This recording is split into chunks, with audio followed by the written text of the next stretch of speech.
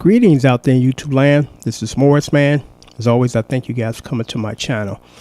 I'm going to do, I guess, kind of a, I won't say part two, but a feed off from the video I just recently did called Really Self-Entitlement People Again. And you guys, I want to thank you for leaving me really informative comments. So as a result of that, I thought I would do kind of a part two because I'm going to look at these two videos, and mainly this one is education in the music industry. For people that just love music, you know, that's wonderful. But as far as how the music business works, those people usually don't have a clue, you know, and nothing wrong with that because you don't know what you don't know. So, you know, I take it upon myself since I've been a part of the music industry professionally since I was like 22 years old and I'm in my 50s, you know, so I have a long history of working in that industry. So it's obvious that I know a lot about that industry that most people that are just music lovers don't. So I think it's important sometimes, I guess, to set the record straight for people that think one way and it's wrong. And then it's like this. And this is not an issue of saying that Morris Man knows everything about music. No, he don't. But I know quite a bit of stuff, you know, versus the people that don't, you know, never been a part of the industry, never wrote a song, never arranged a song. You know, because I'm going to say this. I haven't had anybody say this, but I'm like, let me answer this question before this question get asked. Like I told you, my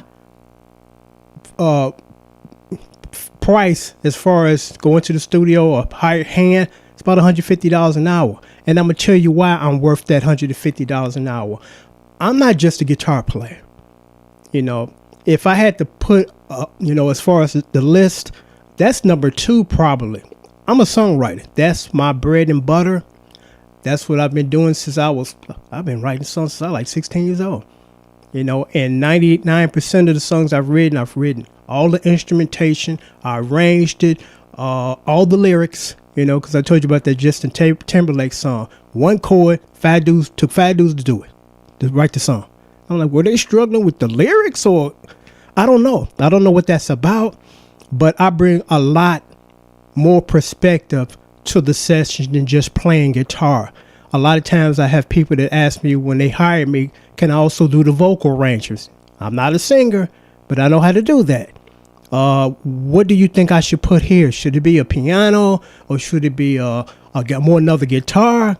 I help arrange it. You know, I've done string arrangements, you know, and the list goes on, you know, sound engineer, you know, what do you think? You know, we don't have a sound engineer, but we know that you've done that too. So what do you think? I said, you know, things like, just example, you need to compress the bass more because it's not really popping out in the mix, and now you got it too hot on top of the mix, you know, things of that nature. So it's not just I bring a guitar player's perspective to the project. I do a lot of stuff. I wear a lot of hats, you know, because I like doing a lot of different things, you know, because I grew up in an area where, you know, the Prince era where everybody was trying to do play their own instruments. And I did that not for the reason of vanity reasons. I didn't have any people to help me. So I'm like, I got to play bass too. I got to play guitar parts. I got to write the lyrics. I got to shape the melody, the harmonies. Put this here. Don't put this here. You know, things of that nature. So there's some other things that when I watched the video I just did, I said, man, I should have mentioned these things, but you know, you don't remember everything at the same time or in one time. So I thought I would, you know, add a little more because this is interesting.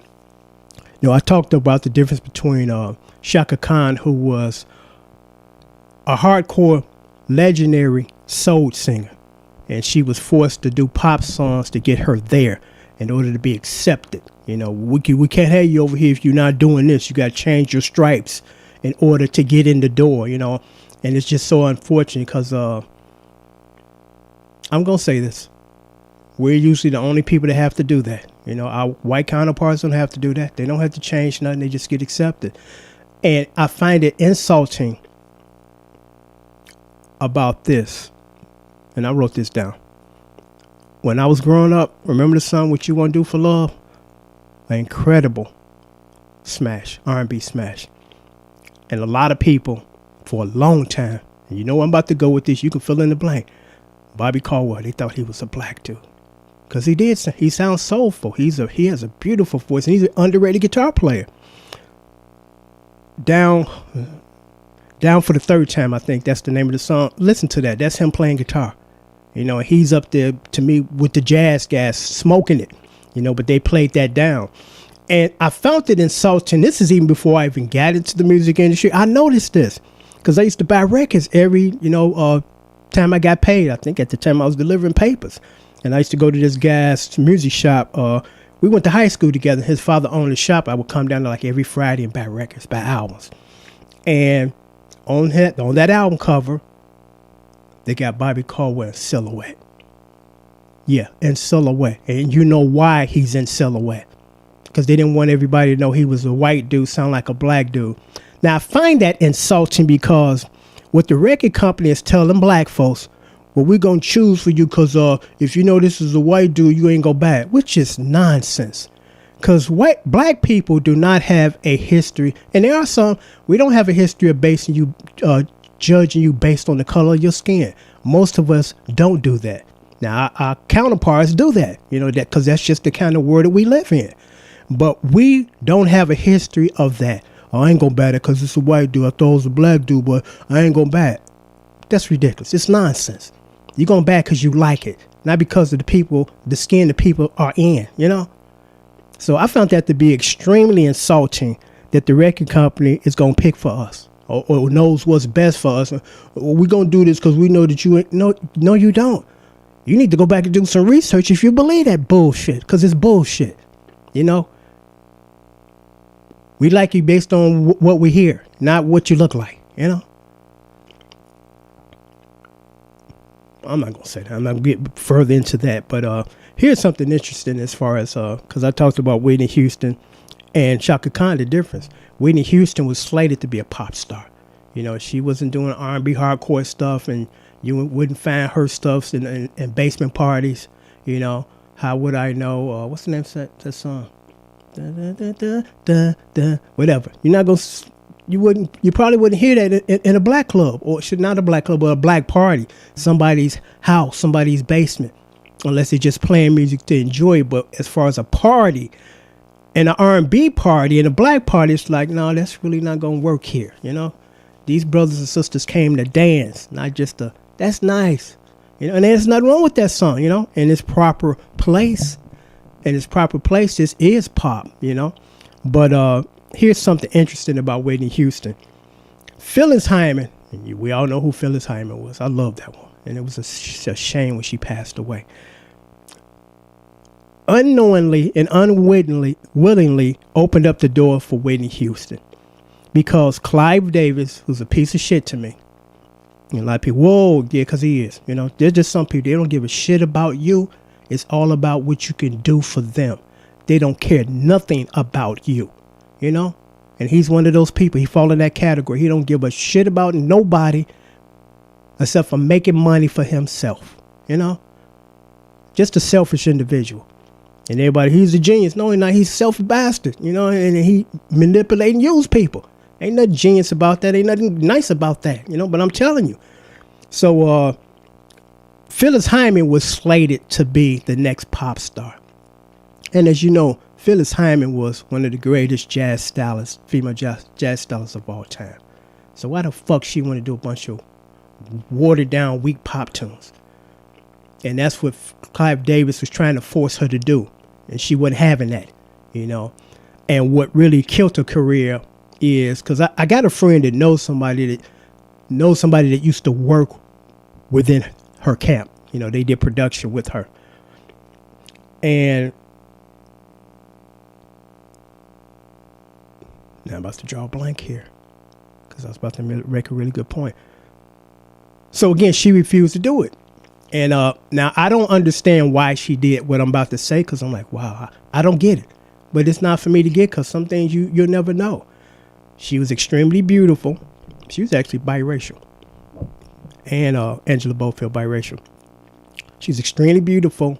She had an unbelievable voice. Her interpretations of songs, I Bet You by Golly, wow. I'm like, who could top a stylistic song? Top their version, So she decided to pose nude. Now, I don't know why. Because, I mean, normally when you do that, it's like you trying to get in the door. You know, you're trying to get notoriety. You got to eat because your rent got to be paid. You're not a big star yet. So I don't know why she did it. And I've seen the layout, the pictures, and they were very tasteful, especially back then because they wasn't super risque back then unless it was just a hardcore porn magazine. So that derailed her career. Clive Davis was not happy. And I understand and I totally agree on that. You know, it's like, and then she also had a contract with Clairon, the beauty industry or the beauty company. And apparently she didn't totally read her contract because there's a moral clause in there. And the clause states that she can't do anything like that will put a negative light on her image. So they immediately got rid of her, and that was hundreds of thousands of dollars at that time. And then Clive Davis was trying to force her to do the pop songs, but she didn't want to. She's fighting him. So he found the opportune time to get rid of her too because of the layout, the new pictures. So when she got fired, he was looking for the next pop star. In come Whitney Houston. Talking about perfect timing. Because again, if Phyllis Hyman hadn't taken those pictures and just dealt with doing the pop tunes and negotiating with him to say, hey, okay, I know this is your job and I'm not the boss, but I want to do some of this stuff too, which is what got me here and got your attention. So they probably could have worked something out because, again, you know, it's not always 100% in your favor. You know, you don't get 100% of what you want most of the time. So, but instead, you know, she got ousted because of those pictures. And Whitney Houston stepped in.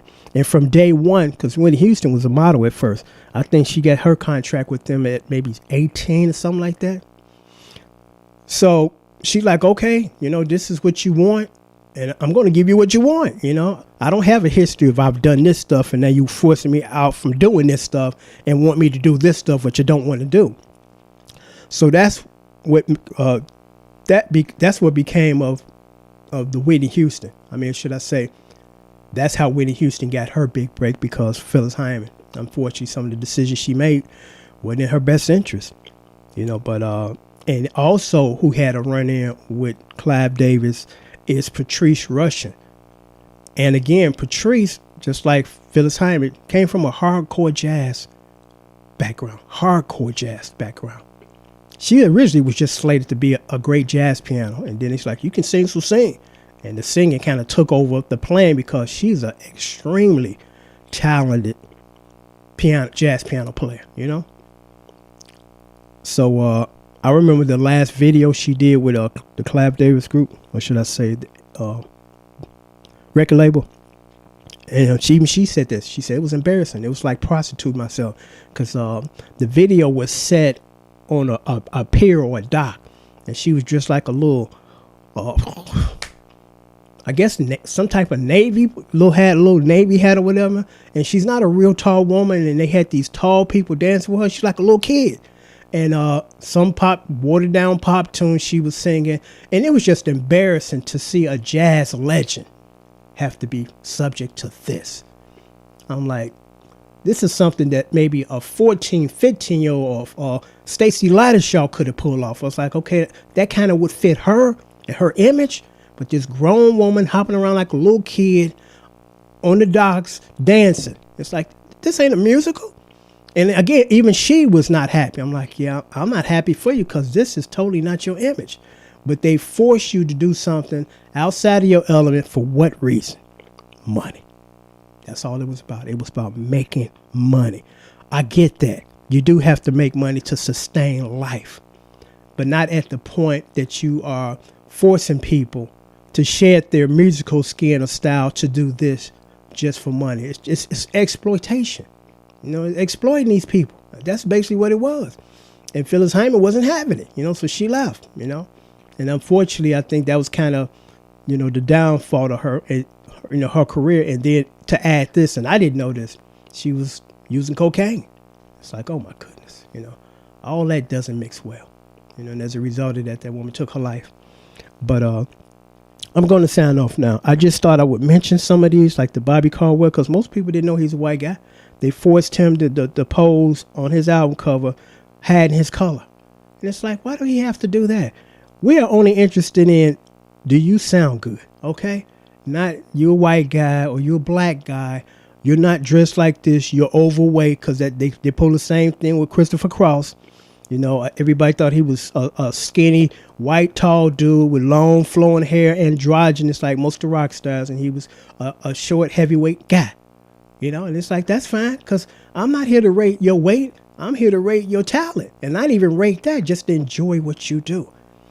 But again, the record companies insult your intelligence by making this decision for you, because they think they know better, you know? I'm going to say this to sign off. This is interesting because the people that get paid a lot of money, in some cases, they're in the ivory tower. They never come down to see how the servants and the regular people live and their behavior. And I'm not going to name the store, but when you walk in, they speak to you. And I'm like, first of all, and they're on the register. I'm like, first of all, you've taken your attention off the guy that's paying you in front of you right now. He should have your undivided attention, not the dude that you will see a bit coming around to pay you too. You know, it's distracting. It doesn't do anything. You know, it doesn't. It's like, greet me when I come in. I need you to concentrate on the inventory, because I came from retail for a long time. I worked with the largest food company, food store chain in the country. Focus on the inventory and why the stuff that I normally like to buy, the shelf is empty. Okay? I'm more concerned with you focusing on that than you speaking to me walking in. But the people up top don't have a clue. They don't have a clue. And then they have the nerve to ask you this. And again, this is totally corporate telling them to do this. This is not these guys just improvising. When you get up to the register, did you find everything okay? No, I didn't. So what you going to do about that? You know? I come in for a certain amount of cat food because my cat is extremely picky and it's never on the shelf. So what are you going to do about that? And then when I ask them that, they don't know. Oh, no. I'm like, remember this. You are the store and the vendors are making money off you. So who do you think got the upper hand here? You get on the phone with these people and say, hey, I need you to deliver this and put it so we can put it on our shelf. If not, we're going to go with another vendor, because the people that buy it are not getting it. And guess what? They're going to go somewhere else to get it. They don't get that. They don't get that. They sitting there with empty shelves and they too worried about trying to be the host. Hey, how you doing? Good morning. Don't speak to me. Just serve me. Okay? You ain't got to speak to me. Just make sure that the stuff I come in for is on the shelf. That's my biggest concern, and it should be yours. Instead of, again, well, our boss got a message or meeting from their boss, and they tell us it's a good idea to speak to every single person that walk up in the store, which divert attention to the people that's right in front of you checking out. And they paying you, you know? They just don't get it. Till next time, take care, and thanks for watching.